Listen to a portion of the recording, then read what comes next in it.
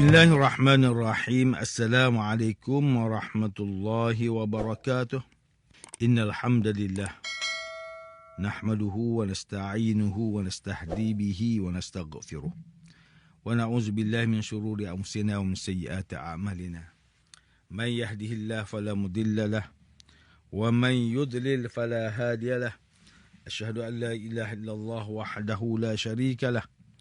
وأشهد أن محمدا عبده ورسوله اللهم صل وسلم على سيدنا محمد وعلى آله وأصحابه والتابعين ومن تبعهم بإحسان إلى يوم الدين. أعوذ بالله من الشيطان الرجيم. يا أيها الذين آمنوا اتقوا الله حق تقاته ولا تموتن إلا وأنتم مسلمون.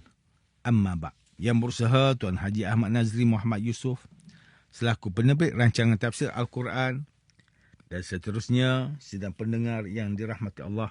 Bersama saya Profesor Dr. Muhammad Najib bin Abdul Qadir, Pusat Kajian Al-Quran dan As-Sunnah, Fakulti Pengajian Islam, Universiti Kebangsaan Malaysia. Tuan-tuan, puan-puan, para pendengar yang dimuliakan, pada hari ini kita akan menyambung kembali rancangan tafsir Al-Quran bagi siri ke-152. InsyaAllah, pada kali ini kita akan membincangkan mengenai pentafsiran ayat ke-113. Surah At-Taubah. A'udzu billahi minasyaitonir rajim. Ma kana lin-nabiyyi wal-ladzina amanu wa an yastaghfiru lil-musyrikeen walau kanu uli qurba min ba'di ma tabayyana lahum annahum ashabul jahim. Tidaklah dibenarkan bagi Nabi dan orang yang beriman meminta ampun bagi orang musyrik sekalipun orang itu kaum kerabat sendiri. Sesudah nyata bagi mereka bahawa orang musyrik itu adalah ahli neraka. Sidang pendengar yang dirahmati Allah, Profesor Dr. Muhammad Quraish Shihab melalui kitabnya Tafsir Al-Misbah menyatakan pada ayat ke-113 ini menggambarkan sikap mereka yang mengikat diri dengan janji setia terhadap kaum musyrikin yang telah pasti kekufuran mereka. Janji Allah pada ayat sebelumnya sudah cukup menggerungkan kaum musyrikin. Sekiranya terdapat harapan dalam fikiran mereka dan orang Islam bahawa jika Rasul sallallahu alaihi wasallam mendoakan kepada keluarga mereka yang telah meninggal dunia atau telah terbukti kemusyrikatannya, maka boleh jadi Allah Subhanahu wa taala akan mengurniakan pengampunan kepada mereka. Ayat ini menegah untuk menyatakan tiada keperluan memohon keampunan kepada orang musyrikin yang meyakini adanya zat, sifat dan perbuatan selain Allah Subhanahu wa taala. Seterusnya, ketika menghuraikan perkataan makana secara harfiah, ia berarti tidak pernah ada. Dan seringkali juga diterjemahkan dengan tidak sepatutnya. Menurut Tahir Ibn Ashur, ia digunakan untuk menekankan sesuatu dengan bersungguh-sungguh. Asy-Sya'rawi berpendapat bahawa istilah ini menafikan adanya kemampuan melakukan sesuatu, berbeza dengan penggunaan kalimah ma yambaghi. Secara harfiahnya bererti tidak sepatutnya. Kerana yang terakhir ini masih menggambarkan adanya kemampuan, cuma ianya tidak patut dilakukan saja. Di dalam ayat ini secara jelas menunjukkan larangan mendoakan keampunan kepada golongan musyrik selagi mana mereka masih hidup. Sidang pendengar yang dimuliakan, Profesor Dr. Tengku Muhammad Hasbi As-Siddiqi menerusi kitabnya Tafsir An-Nur mentafsirkan ayat ke-113 surah At-Taubah ini dengan menyatakan bahawa tidak layak bagi Nabi sallallahu alaihi wasallam yang telah diutus dan para mukmin yang telah beriman berdoa untuk orang musyrik. Mereka tidak layak memohon kepada Allah agar orang musyrik diberi pengampunan atas dosa-dosa walaupun mereka berhak menerima santunan dan hubungan rahim kerana berasal dari kaum kerabat yang sama. Telah jelas bagi para mukmin dengan dalil yang kuat bahawa para musyrik itu adalah penghuni neraka. disebabkan mereka mati di dalam kekufuran. Mungkin juga timbul persoalan, mengapa Nabi SAW dan para mukmin tidak mahu beristighfar memohon ampun untuk kaum kerabat mereka. Padahal Nabi Ibrahim AS dahulu beristighfar untuk ayahnya. Maka Allah Subhanahu Wa Taala telah menjawab persoalan tersebut di dalam ayat ke-114 surah At-Taubah yang akan dijelaskan. Manakala Ustaz Salahuddin Abdullah dan Ustaz Umar Khalid melalui kitab mereka Tafsir Mubin mentafsirkan ayat ke-113 surah At-Taubah ini, Allah Subhanahu Wa Taala menegaskan bahawa Rasulullah sallallahu alaihi wasallam sendiri dan seluruh orang mukmin dilarang keras daripada memohon keampunan Allah Subhanahu Wa Taala terhadap orang kafir musyrik, walaupun mereka terdiri daripada kaum kerabat yang paling dekat, seperti kedua ibu bapa, saudara mara dan sebagainya, setelah mengetahui bahawa mereka bukan dari kalangan orang Islam. Di dalam ayat ini disebut sesudah nyata bagi mereka bahawa ibu bapa atau kaum kerabat itu adalah penghuni neraka. Seterusnya, dinyatakan bahawa perbuatan Nabi Ibrahim AS memohon ampun untuk ayahnya itu seorang musuh Allah Subhanahu Wa Taala. Maka baginda memutuskan semua hubungan yang bersangkutan dengan keagamaan dengan ayahnya. Sikap Nabi Ibrahim AS itu dipuji oleh Allah Subhanahu Wa Taala sebagai seorang yang lembut hati lagi penyabar dalam menghadapi dan melaksanakan segala arahan Allah Subhanahu Wa Taala. Seterusnya, Profesor Dr. Haji Abdul Malik bin Abdul Karim Amrullah atau lebih dikenali sebagai Hamka melalui kitabnya Tafsir Al-Azhar ketika mentafsirkan ayat ke-113 surah At-Taubah.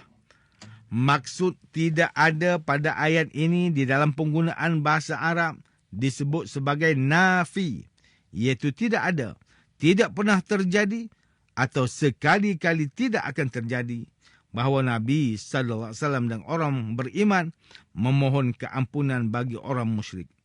Ia dinamakan nafyu sya'nun, yang bererti tidak akan berlaku dan tidak boleh, sekalipun mereka itu daripada kaum kerabat yang paling dekat dan paling dicintai. Ini menunjukkan ketegasan sebagaimana telah dinyatakan di dalam ayat-ayat yang lain bahawa Allah Subhanahu Wa Taala tidak mengampuni orang yang mensyirikkan Allah. Oleh itu para ulama, antaranya Imam Haramain Al-Juwaini, Qadhi Abu Bakar Al-Bakilani dan Hujjatul Islam Al-Ghazali membantah sebuah hadis yang mengatakan bahawa Nabi sallallahu alaihi wasallam pernah meminta ampun untuk Abdullah bin Ubay. Di dalam sebuah hadis yang diriwayatkan oleh Imam Bukhari dan Imam Muslim, bahawa ketika Abu Talib, iaitu bapa saudara Nabi Muhammad sallallahu alaihi wasallam hendak meninggal di Mekah, baginda mengajaknya untuk mengucap 2 kalimah syahadah, namun diganggu oleh Abu Jahal dan Abdullah bin Abu Umayyah bin Mughirah. Mereka menghasut Abu Talib supaya tidak melepaskan agama nenek moyang sehingga Abu Talib meninggal di dalam kekufuran. Sidang pendengar yang dirahmati Allah, demikianlah tafsir bagi ayat ke-113 surah At-Taubah menurut pentafsiran oleh para ulama. Kesimpulannya, ayat ini menceritakan perihal orang yang mempersekutukan Allah, walaupun mereka mengaku beriman dan menyembah Allah, namun mereka juga menyembah selain Allah. Hal ini menunjukkan bahawa mereka tidak beriman pada kesempurnaan dan kekuasaan Allah. Oleh sebab itu, ayat ini menegaskan bahawa kemusyrikan adalah suatu kezaliman yang besar dan merupakan dosa yang tidak boleh diampunkan oleh Allah Subhanahu Wa Taala. Daripada Abu Hurairah radhiyallahu anhu, Rasulullah sallallahu alaihi wasallam bersabda, "Ista'zantu Rabbi an astaghfira li ummi falam ya'zalli wasta'zantuhu an azura qabraha fa'azinali." Aku mohon izin kepada Rabbku untuk memohonkan ampun bagi ibuku, tetapi tidak diperkenankan. Kemudian aku meminta izin untuk menziarahi kuburnya, maka diperkenankan. Hadis riwayat Muslim. Ini merupakan larangan Allah kepada Nabi dan orang mukmin untuk meminta ampun bagi orang musyrik.